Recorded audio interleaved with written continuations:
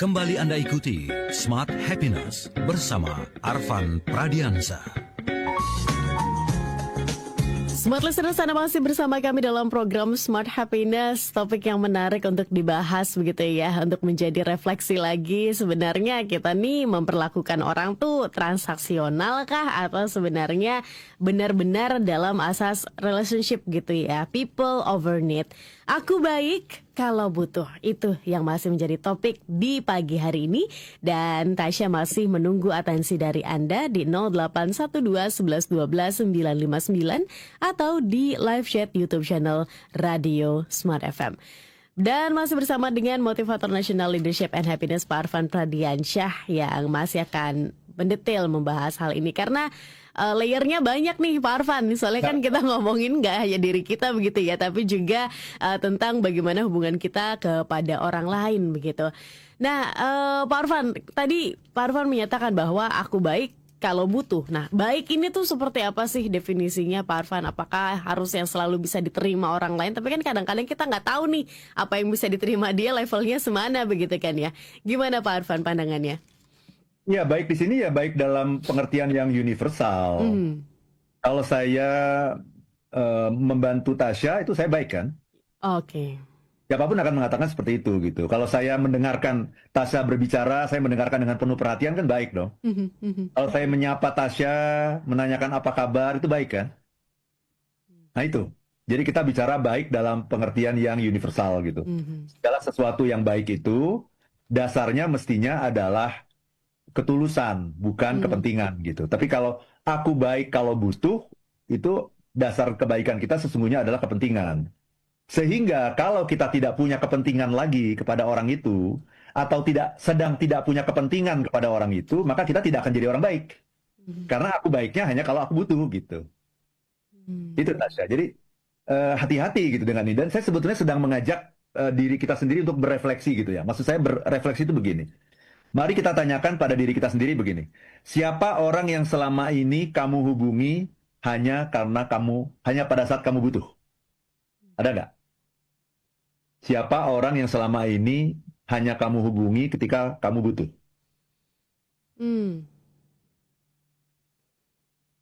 Saya sih personal nggak punya satu orang ya Pak Arfan ya. Nggak punya satu orang yang akan saya kembali terus ke dia, nggak ada sih Pak Arfan. Kalau saya pribadi begitu ya. Tapi apa indikasinya begitu ya Pak Arfan, kalau misalnya dia terus yang kita hubungi begitu? Ya berarti kita membutuhkan dia gitu. Iya, jadi kita membutuhkan dia. Nah pertanyaannya, kalau kita lagi nggak butuh dia, kita menghubungi dia nggak? Dan itu akan terasa sama dia, kok udah lama ya dia nggak ngotak-ngotak saya, nggak nyapa-nyapa saya, nggak me-WA saya, kok udah lama sekali ya. Dan dia akan terasa, oh kemarin itu dia begitu intens WA saya itu, karena dia sedang punya kebutuhan mau minjem duit. Tuh, ketahuan gitu, oh jadi kan tahu orang. Kenapa? Karena kebaikan yang kita lakukan itu tidak konsisten. Orang yang baik itu adalah orang yang baiknya konsisten. Benar nggak? Okay. Hari ini saya baik, besok saya baik, besoknya lagi baik gitu. Kebaikan itu adalah sesuatu yang konsisten. Kalau saya hanya baik pada tanggal-tanggal tertentu, ya kan? Apakah saya orang baik? Itu pertanyaannya. Baiknya hanya tanggal-tanggal tertentu, hanya saat-saat tertentu, hanya dalam kondisi tertentu, berarti dia sebetulnya bukan orang baik. Orang yang baik itu adalah baik yang konsisten. Kebaikan yang tidak konsisten itu disebut dengan kepentingan. Oh, kok baiknya nggak konsisten ya? Kemarin dia baik banget, mau nemenin saya. Ya, jelas aja dia lagi ada kebutuhan. Dia lagi sendirian, perlu ditemenin. Sekarang dia udah banyak temen, udah banyak duit. Saya dilupakan. Nah, jadi kalau mau lihat siapa sesungguhnya teman kita, lihatlah ketika orang tersebut tidak sedang membutuhkan, tapi dia tetap menyapa kita, berhubungan baik dengan kita, semata-mata karena menganggap kita itu penting gitu. Penting bagi dia gitu. Kalau orang itu hanya menghubungi kita ketika dia punya kebutuhan, kita itu hanya alat sebetulnya gitu. Nah tetapi kalau orang itu selalu baik sama kita, hubungannya selalu baik, dijaga, selalu menyapa, udah berapa lama nggak ngontak kita, tuh tahu-tahu Tasya apa kabar? Aku udah lama nih nggak kontak kamu. Mudah-mudahan kamu selalu sehat ya. Udah, nggak ada kebutuhan apapun. Nah, ketika dia punya kebutuhan, yang namanya manusia kan saling membutuhkan. Nggak mungkin saya berhubungan dengan Tasya, saya nggak membutuhkan Tasya, itu nggak mungkin. Ya. Suatu ketika saya pasti membutuhkan Tasya. Tasya juga begitu. Suatu ketika pasti membutuhkan saya gitu. Tetapi kalau hubungan kita baik, maka orang tuh dengan senang hati membantu gitu. Orang tuh nggak akan merasa direpotkan ketika kita membutuhkan. Dan orang tidak merasa diperlakukan sebagai alat oleh kita. Karena kamu teman saya bantu kamu karena kamu teman saya. Boleh dong sama teman kita minta tolong? Tapi teman, bukan alat gitu. Yang namanya alat itu ketika kita sudah tidak butuh, kita buang. Iya kan? Misalnya kita minum pakai botol air mineral gitu ya. Ketika airnya sudah habis, apa yang terjadi dengan botolnya? Dibuang. Buang. Pertanyaannya, kenapa botol itu dibuang? Karena botol itu adalah alat. Alat. Dan saya sudah tidak membutuhkannya. Butuhkan lagi, ya saya buang. Nah, manusia mau digituin. Ya kan, ketika lagi membutuhkan, wah, benar-benar intens mengkomunikasi, nelfon, WA. Ketika nggak membutuhkan, di WA pun itu nggak dijawab. Iya kan? Merasa terganggu, merasa terbebani, dibombardir. Nah, cuma ditanya apa kabar gitu. Wajar dong ditanya apa kabar. Itu. Nah, pertanyaannya adalah, kan judulnya kan aku baik kalau butuh. Maka pertanyaannya adalah, tadi itu, coba kita refleksi. Ada nggak orang yang selama ini kamu hubungi hanya saat kamu butuh? Saya udah melakukan refleksi itu, dan ternyata jawabannya ada beberapa orang. Oh, ya. Jadi kan kita terbuka mata kan dengan pertanyaan ini. Oh, ada beberapa orang yang saya hanya menghubungi dia kalau saya butuh. Salah satunya adalah asisten rumah tangga saya. Ya kan? Berarti apa? Oh, berarti dia merasa diperlakukan sebagai alat oleh saya sebetulnya. Cuma dia nggak ngomong aja karena dia dibayar. Maka yang harus saya lakukan apa kalau saya menyadari seperti itu? Oh, berarti saya harus membangun hubungan dengan asisten rumah tangga saya. Apalagi saya udah nggak ada istri kan? Ya, iya kan? Jadi yang di rumah ini siapa yang dalam tanda petik berkuasa? ART. ART saya gitu. Karena saya udah nggak ada istri, saya sibuk dengan pekerjaan di kantor. Maka, oh iya, selama ini saya hanya berhubungan sama asisten rumah tangga saya kalau saya butuh. Tinggal bilang, Mbak ambil minum, Mbak siapin makan, Mbak siapin mau ke kantor. Berarti apa? Dia hanya alat, cuma dia nggak protes. Kenapa dia nggak protes? Karena dia dibayar. Maka pertanyaannya, perlu nggak sih saya membangun hubungan dengan ART saya? Perlu. Nah, caranya gimana? Mulai PR-nya kita kerjain. PR-nya apa itu? Mulai menanyakan, Mbak apa kabar? Anak-anak di kampung gimana? Sehat-sehat. Cucunya si Mbak gimana cucunya? Dia punya cucu kembar gitu. Cucunya gimana Mbak? Boleh lihat nggak fotonya? Kan anaknya, cucunya kembar katanya. Boleh lihat nggak? Oh lucu sekali cucunya. Gitu. Lucu sekali, ini umur berapa Mbak? Ini cucunya. Itu kan sesuatu yang nggak berkaitan dengan kebutuhan saya kan? Tapi berkaitan dengan apa? Relationship. Supaya apa? Supaya dia merasa diperhatikan, dia merasa didengarkan, dia merasa dimanusiakan, dia merasa diuongke, kata orang Jawa gitu. Kalau saya hanya berhubungan sama dia cuman ambil makan, siapin minum, siapin mau berangkat kantor, dia alat gitu. Dan dia memang tidak protes karena itu memang pekerjaan dia. Tapi kan antara saya dengan dia kan berarti tidak punya quality of relationship. Jadi mulailah dengan menanyakan seperti itu. Dan satu catatan, harus yang sincere, tulus. Orang kalau nggak tulus itu akan ketangkap juga. Misalnya saya nanya sama dia, Mbak, gimana anakmu di rumah, di kampung gimana? Dia punya anak 2. Anaknya di kampung gimana? Kerjaannya gimana sekarang? Sehat apa enggak? Cucunya gimana? Lihat fotonya. Tapi jangan itu cuma sekedar bluffing saja, hanya sekedar pura-pura saja supaya saya dibilang sebagai majikan yang baik gitu. Bukan itu, tapi betul-betul saya kepingin membangun hubungan dengan dia karena dia orang penting bagi saya. Apalagi saya nggak punya istri sekarang, dia orang sangat penting di rumah ini bagi saya. Dan kalau saya tidak punya relationship yang bagus dengan dia, ya dia tidak merasa happy bekerja dengan saya karena dia hanya diperlakukan sebagai alat. Dan hubungannya hanya I and something, bukan I and you. Itu Tasya. Jadi ini refleksinya ini, mari kita lihat ke diri sendiri. Karena sebelumnya Tasya, judul talkshow ini sebelumnya begini, bukan aku baik kalau butuh. Judulnya sebelumnya, kamu baik kalau Kalau butuh. butuh. Tapi kalau saya bilang kamu baik kalau butuh, nanti ada banyak orang yang merasa terserang gitu. Hmm. Itu satu. Yang kedua, orang yang selama ini menjadi korban akan merasa seneng. Ah, ini dia nih. Aku tahu nih, temanku yang suka kayak gini nih. Kamu butuh, kamu baik hanya kalau kamu butuh. Jadi dia sebagai korban, dia merasa seneng karena merasa dapat support dari saya. Padahal yang saya inginkan dari talk show ini bukan itu. Yang saya inginkan dari talk show ini adalah refleksi. Coba kita lihat diri kita. Kita menghubungi orang lain hanya kalau kita butuh nggak? Kalau itu yang terjadi berarti itu ada sebuah kesalahan besar dalam hidup kita. Karena kita hanya memperalat orang dan tidak menganggap mereka sebagai manusia yang berharga, yang wajib dihormati dan wajib dimuliakan gitu. Jadi makanya judulnya jadi Aku Baik Kalau Butuh. Apa? Lihat diri sendiri gitu. Jangan lihat orang lain, lihat dirimu sendiri.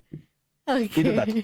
baik Pak Arfan. Sebelum kita jeda untuk satu sesi yang terakhir begitu ya, berarti ini jadi ngingetin saya lagi begitu ya, apalagi mungkin di generasi saya pertanyaan-pertanyaan basic seperti itu tuh dibilangnya basa-basi Pak Arfan.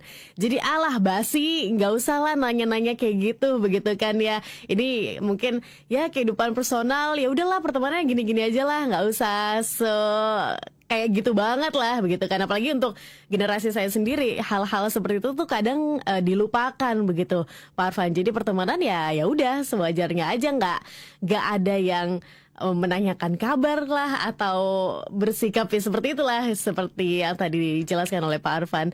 Ini kan jadi miris begitu ya Pak Arfan. Tapi gimana tanggapannya, izin untuk dijawab di sesi selanjutnya, dan sambil nanti akan saya bacakan beberapa pertanyaan dan juga komentar yang sudah diterima di WhatsApp Radio Smart FM di pagi hari ini. Sekali lagi ya, kami undang Anda Smart Listeners di 0812 11 12 959. Pak Lex sudah bergabung, Pak Andre dan juga Pak Ibu Dahlia juga sudah bergabung. Terima kasih, nanti akan saya bacakan juga untuk Anda yang ada di YouTube channel Radio Smart FM. Pak Nizar, kemudian akun It's Me juga sudah bergabung. Nanti akan saya bacakan satu persatu. Kami akan kembali untuk satu sesi terakhir, jadi pastikan terus bersama kami dan bergabung di link yang sudah kami sediakan. Kembali Anda ikuti Smart Happiness bersama Arfan Pradiansa. Anda masih bersama kami Smart Listeners dalam program Smart Happiness dan sudah sampai di sesi yang terakhir. Cukup ramai nih Pak Arfan di pagi hari ini. Mungkin banyak yang akhirnya ketrigger begitu ya. Sebenarnya refleksi lagi hubungan yang dijalani itu ya tadi I and something atau I and you begitu ya. Tapi sebelum saya bacakan satu persatu komentarnya dan juga pertanyaannya Pak Arfan, izin mungkin Pak Arfan update dulu juga nih di bulan ini atau di waktu dekat ini, adakah event ataupun workshop yang diadakan dan bisa diikuti oleh Smart Listener? Silakan Pak Arfan.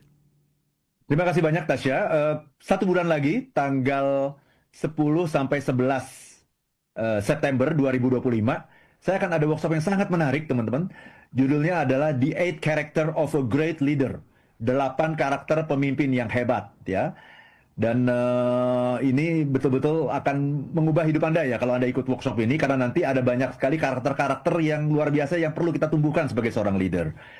Acaranya akan dilakukan di Hotel Raffles Jakarta di Kuningan ya. Ini hotel bintang 5++. Ya, dan kita akan berada bersama selama 2 hari atau 16 jam. Jadi investasinya hanya 6 juta rupiah saja. Saya bilang hanya ya. Kenapa hanya? Karena ada banyak sekali manfaat yang kita dapatkan dengan 6 juta itu. Yang pertama adalah kita bisa berinteraksi selama 16 jam dengan saya. Bayangkan Smart Happiness itu satu kali ketemu cuma 1 jam. Ini 16 kali ketemu ya. Jadi 16 jam. Intensif, dan juga kita bukan hanya mendapatkan pengayaan dari saya, tapi juga dari berbagai teman-teman yang datang dari berbagai background dan berbagai perusahaan, berbagai industri. Kemudian kita juga dapat makan siang selama 2 hari di Hotel Raffles, juga 4 kali coffee break, bisa foto-foto, networking, kenalan dengan teman-teman, dan belajar banyak hal gitu. Ya, jadi ini luar biasa kesempatannya, manfaatkan sebaik-baiknya. Silakan hubungi ILM di 0812 12345 949. 0812 12345 949. Itu Tasya. Dan satu lagi, ada buku saya yang masih ada di Gramedia ya. yaitu Life is Beautiful New Edition. Nah, itu silakan teman-teman yang ingin hidupnya berbeda ya, melihat hidup dengan lebih indah, silakan Anda boleh datangi Gramedia atau gramedia.com juga boleh, atau Arfan Pra di Tokopedia. Mendapatkan buku itu. Yes, silahkan. Oke, tadi kalau mau ikut dari workshopnya tanggal berapa Pak Arfan? Boleh diulangi? 10 sampai 11 September 2025. Rabu dan Kamis. Rabu dan Kamis di bulan depan September 2025. Silakan ya, bisa langsung dihubungi atau kalau terlewat informasinya boleh langsung hubungi Radio Smart FM, nanti akan kami lanjutkan informasinya untuk Anda. Baik Pak Arfan, kita bahas beberapa pertanyaan dan komentar ya dari Smart Listeners di pagi hari ini. Pak Alex di Pontianak bergabung bersama dengan kami, katanya di Landak tuh cuaca sedang mendung. Sama ya dengan di Jabodetabek. Sepertinya merata nih. Topik ini berkaitan dengan kita bermasyarakat tanpa orang lain, kita tidak bisa. Contohnya berhubungan baik dan butuh bantuan dan saling membutuhkan. Katanya contohnya saya sebagai content creator butuh followers yang mendukung karena tanpa mereka kita tidak berarti apa-apa. Kemudian Pak Andre, selamat pagi, bergabung bersama dengan kami. Bertanya Pak Arfan, memperalat itu sama nggak dengan memanfaatkan nggak ya katanya. Nah, kemudian Pak Karmoses juga bergabung. Pagi Pak Arfan, kalau hubungan dengan Tuhan itu karena kita butuh atau suatu kewajiban rohani atau spiritual? Pertanyaannya. Oke. Kemudian bergabung juga di YouTube channel kami. Selamat pagi, aku Nizar Zulfa. Selamat pagi Pak Arfan dan Mbak Tasya. Saya Nizar sebagai marketing. Bagaimana bersikap ketika melakukan follow up customer yang menganggap kita sebagai komunikasi yang transaksional katanya. Terima kasih. Kemudian akun It's Me S. Assalamualaikum. Hadir buat belajar katanya. Oh Pak It's, akun Ismi juga mau ikutan. Nanti akan diinformasikan ulang ya untuk workshop dari Pak Arfan. Nanti izin untuk di akhir acara. Silakan Pak Arfan, mungkin bisa dijawab satu persatu. Terima kasih banyak. Ini pertanyaan bagus-bagus sekali ya. Memperalat dengan memanfaatkan itu beda nggak? Beda. Kalau memperalat itu kita dianggap hanya sebagai alat saja, bukan manusia. Gitu ya. Yang namanya alat itu ya hanya dipakai kalau dibutuhkan. Kalau sudah tidak dibutuhkan ya either disimpan atau dibuang. Kan seperti itu. Itu namanya alat. Itu namanya memperalat. Membuat orang itu turun martabatnya gitu. Dari manusia menjadi sekedar sekrup. Makanya kan kalau kita waktu dulu kan kita belajar ekonomi itu waktu di SMP gitu, saya belajar ekonomi itu. Yang namanya faktor produksi itu kan ada sumber daya, kemudian sumber daya alam, modal, kemudian tenaga kerja, pengusaha gitu. Jadi tenaga kerja itu hanya sebuah faktor produksi gitu, hanya sebagai alat gitu. Itu kan namanya memperalat gitu. Jadi memperalat itu ketika kita tidak memperlakukan manusia itu, tidak mengindahkan kebutuhan emosional manusia gitu. Itu definisinya, Tasya. Memperalat ketika kita tidak mengindahkan, tidak menganggap penting kebutuhan emosional manusia. Pertanyaannya, kebutuhan emosional manusia itu apa sih? Ya manusia itu perlu dihargai, perlu diapresiasi, perlu diberikan ucapan terima kasih, perlu diakui, perlu didengarkan, perlu dimengerti, perlu dipahami, perlu dilibatkan. Nah itu kebutuhan emotional needs. Tetapi seringkali kita berhubungan dengan orang itu semata-mata hanya mengutamakan technical needs atau practical needs. Apa itu technical needs atau practical needs? Technical needs atau practical needs adalah ya kebutuhan kita, ya, target kita gitu. Bukan memenuhi kebutuhan emosional dari orang lain. Itu namanya memperalat. Kalau memanfaatkan harus. Bahkan saya selalu mengatakan kepada klien-klien saya, teman-teman, saya datang ke perusahaan Anda hari ini, silakan saya dimanfaatkan habis-habisan gitu. Itu namanya memanfaatkan. Saya siap untuk dimanfaatkan gitu. Ya, dan semua orang juga sesungguhnya di dalam perusahaan itu harus siap untuk dimanfaatkan gitu. Karena hanya dengan dimanfaatkan sajalah kita bisa jadi orang yang bermanfaat. Gitu. Jadi hari ini di Smart Happiness sih saya sudah siap untuk dimanfaatkan. Silakan memanfaatkan saya. Orang yang dimanfaatkan itu adalah orang yang mulia gitu. Karena dia menjadi manfaat bagi banyak orang, itu mulia. Tapi orang yang diperalat itu turun degradasinya dari manusia menjadi sekedar sekrup dalam sebuah interaksi begitu ya. Itu tadi yang mengenai memperalat dan memanfaatkan. Kemudian follow up customer sama gitu. Teman-teman kalau berhubungan sama customer jangan hanya kalau perlunya saja. Kan seringkali begitu kan? Sehingga customer menganggap diri mereka itu hanya sekedar mesin uang gitu bagi Anda. Gitu. Tapi tunjukkan bahwa Anda peduli sama mereka ya. Anda harus tahu kalau bisa hari ulang tahunnya mereka. Anda harus tahu misalnya hari besar mereka apa saja. Misalnya kalau mereka beragama Islam tentunya harus tahu, oh kalau mau Idul Fitri kirimin ucapan selamat Idul Adha, atau kalau beragama Nasrani hari Natal atau kenaikan Isa Al-Masih. Kayak begitu kita harus tahu, oh hari Waisak. Harus tahu itu. Jadi bukan hanya menghubungi kalau Pak ini gimana Pak sudah oke Pak, sudah confirm nih mau beli produk ini. Bukan hanya itu. Kalau seperti itu orang hanya merasa dia hanya sebagai mesin uang buat kita gitu, menjadi target kita, bahkan menjadi korban kita kadang-kadang gitu. Jadi hubungi customer itu secara reguler, reguler gitu ya, secara teratur. Apakah kita sedang butuh dia atau tidak butuh dia, hubungi, sehingga ketika kita butuh, orang merasa bahwa komunikasi kita itu sincere, tulus, bukan hanya karena kepentingan kita gitu. Nah, itu ya follow up dengan customer. Kemudian tadi ada yang mengatakan hubungan dengan Tuhan. Ya. Hubungan dengan Tuhan itu jangan semata-mata supaya saya masuk surga gitu. Kan sering kali gitu ya. Kita sholat, kita beribadah itu supaya apa sih? Supaya masuk surga. Berarti kebutuhan. Hubungan dengan Tuhan yang indah itu adalah aku pengen deket sama kamu gitu. Ya Tuhan, ya Allah, aku pengen deket sama kamu. Bahwa nanti aku masuk surga atau masuk neraka itu nggak penting. Nggak penting itu. Yang penting aku dekat sama kamu. Dekat sama Tuhan. Ya. Kalau kita dekat sama Tuhan, kira-kira kita ada di mana nanti? Di sisinya. Dekat. Artinya ya udah. Surga itu nggak ada artinya itu. Surga itu. Tuhan itu adalah sumber kebahagiaan kan? Benar nggak? Tuhan adalah sumber kebahagiaan. Tuhan adalah sumber segala kenikmatan gitu. Tuhan adalah sumber segala kebaikan. Ya, saya mau berhubungan sama Tuhan tuh pengen deket. Saya sholat itu supaya saya dekat sama Tuhan.